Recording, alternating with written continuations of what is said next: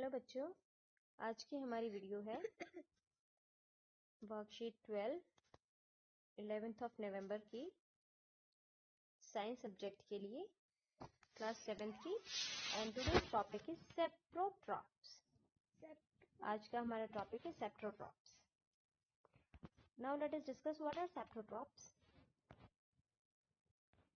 Many times we have seen some fluffy umbrella-like plants growing on rooting wood during the rainy season. They take their nutrition from the rooting wood of a dead tree. हमने बहुत बार देखा है बरसात के मौसम में बेटा, जो डेड ट्रीज होते हैं यानी कि जो मरे हुए ट्रीज होते हैं, उनके जो अवशेष होते हैं यानी कि उनके जो लेफ्ट आउट होते हैं, बरसात के मौसम में पानी भर जाता है, वो गल जाते हैं और उनके ऊपर बहुत सारी अम्ब्रेला लाइक स्ट्रक्चर जो है वो बन जाती है। ठीक है, तो ये जो अम्ब्रेला लाइक जो स्ट्रक्चर है ये एक्चुअल में क्या है? ये अम्ब्रेला लाइक जो स्ट्रक्चर पेड़ों के पास उगा है ये एक्चुअल में क्या है बेटा? ये फंगस है जिसको मशरूम कहते हैं, जो कि इन रूटिंग वुड्स पे ग्रो होता है और ये भी एक तरह की ऑर्गेनिज्म है। ये ऑर्गेनिजम्स अपना खाना कहाँ से प्राप्त करते हैं? इस सड़े हुए पेड़ से। ये मरा हुआ जो डेड ट्री है इससे अपना न्यूट्रिशन ये गेन करते हैं। तो इसका मतलब इस तरह का मोड ऑफ न्यूट्रिशन भी है जिसमें जो ऑर्गेनिज्म है वो डेड प्लांट्स से अपना खाना लेते हैं। तो the mode of nutrition in which organisms take in nutrients from dead and decaying matter is called saprotrophic nutrition. यानी कि वो मोड ऑफ न्यूट्रिशन जिसमें प्लांट्स या जिसमें ऑर्गेनिज्म अपना न्यूट्रिएंट कहाँ से प्राप्त करते हैं? डेड और डिकेइंग मैटर से। यानी कि कोई भी मरी हुई चीज है, जरूरी नहीं पेड़ पौधे हो, वो ऑर्गेनिज्म भी हो सकते हैं।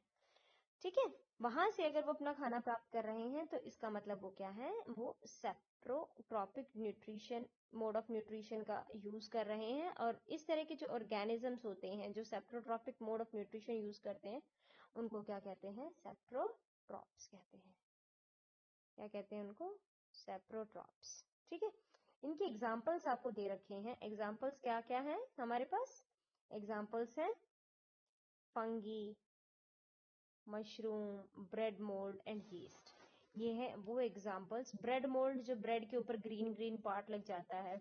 ठीक है, यीस्ट जिसको खमीर कहते हैं, हम हमारे खाने में भी इनको उगाने की कोशिश करते हैं ताकि हमारे भटूरे अच्छे से फूल जाएं या फिर हमारे जो कुलचे हैं, नान है, वो अच्छे से फूल जाए, है ना। मशरूम तो हम सब्जी के रूप में भी यूज करते हैं, है ना।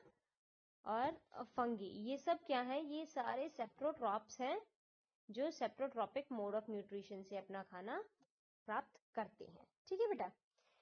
नाउ नेक्स्ट इज फंगी जो है they also grow on pickles, अचार, लेदर, चमड़ा, clothes and other articles that are left in hot and humid weather.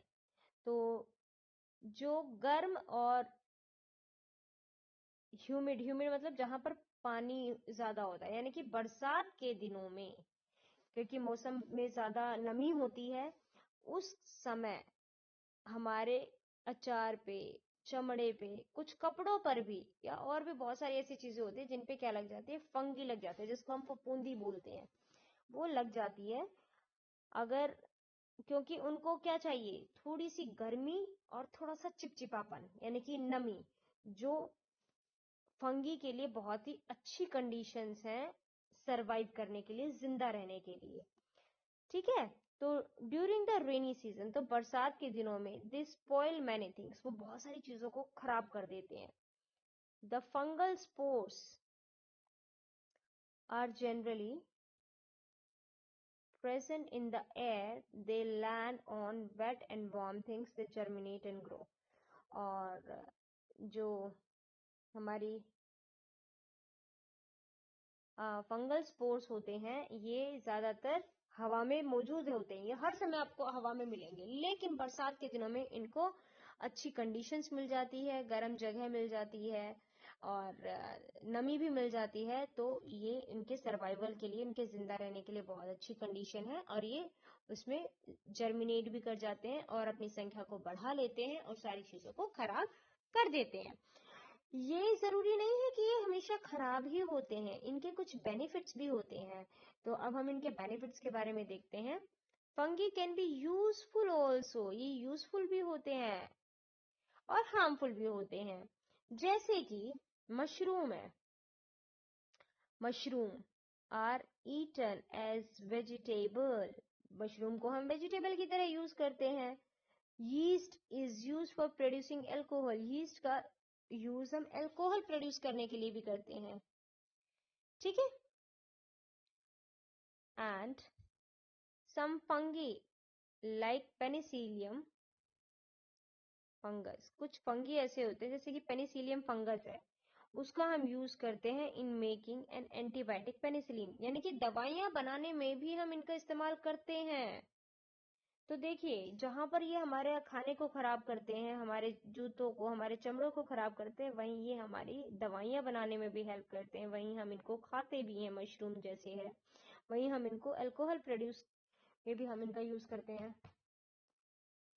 The skin disease, लेकिन ये हमारे लिए हार्मफुल भी होते हैं, जैसे कि जो स्किन डिजीज होती है हमारी, the skin disease called ring worm in human is caused by fungus, जो स्किन डिजीज है रिंग वर्म, ये भी एक फंगस से होती है और इसलिए ये फंगस का हार्मफुल इम्पैक्ट है। तो फंगस हमारे लिए, या ये जो हमारे ऑर्गेनिजम्स हैं, सेप्रोफाइट्स होते हैं, सेप्रोट्रॉप्स होते हैं, ये हमारे लिए अगर यूजफुल हैं तो हमारे लिए हार्मफुल भी हैं। Now let us discuss an activity, एक एक्टिविटी हम करते हैं। एक्टिविटी क्या है, आपको क्या करना है, take a piece of bread and moisten it with water, हमें एक ब्रेड का पीस लेना है और उसको मॉइस्चन करना है, यानी कि उसको थोड़ा सा पानी डाल के थोड़ा गीला करना है। Leave it in a most warm place, और उसको गर्म जगह पर रख देना है 2-3 दिन के लिए, जहाँ पे धूप आती हो, लेकिन उसको गर्म, उसको नमी उसमें रखनी है, यानी कि पानी उस पर डालते रहना है और थोड़ी सी गर्माहट वाली जगह पे उसको रखना है, जब तक कि until fluffy patches appear on them, जब तक कि उनके ऊपर फ्लफी पैचेस ना आ जाए, जैसे ये आपको दिखाई दे रहे हैं ना, इस तरह के पैचेस, ये क्या है, ब्रेड है। We will find that fluffy patches appear on the surface of, तो ये जो fluffy patches हैं बेटा, that appear on the surface of the slice of bread, these patches are of fungus plant। तो ये जो पैचेस हमें यहाँ पर नजर आ रहे हैं, ये किसके हैं, एक्चुअली फंगस प्लांट के, जो कि हमारी इस रुई के, हमारी इस ब्रेड के ऊपर रुई की तरह उग गया है, ठीक है बेटा।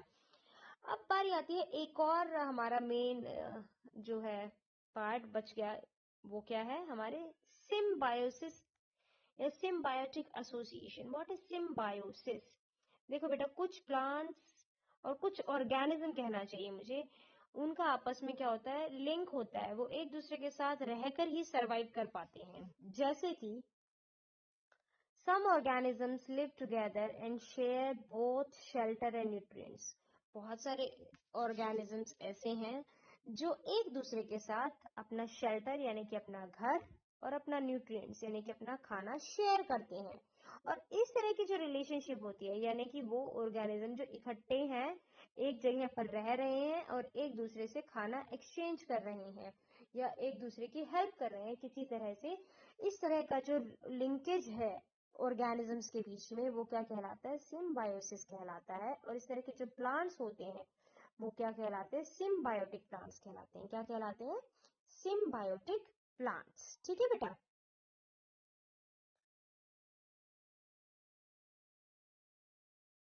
तो एग्जाम्पल देखते हैं सिम्बायोटिक प्लांट्स का। Certain fungi live inside the root of plants, पौधों के जड़ों में, जड़ों के आसपास क्या रहता है, फंगस रहते हैं। और क्या करते हैं ये, the plant provides nutrients to the fungus, पौधों ने क्या दिया इनको, न्यूट्रिएंट दिया, यानी कि खाना दिया, पौधों ने फंगस को खाना दिया, न्यूट्रिएंट दिया। And in return fungus provides water and certain nutrients. और फंगस ने क्या किया,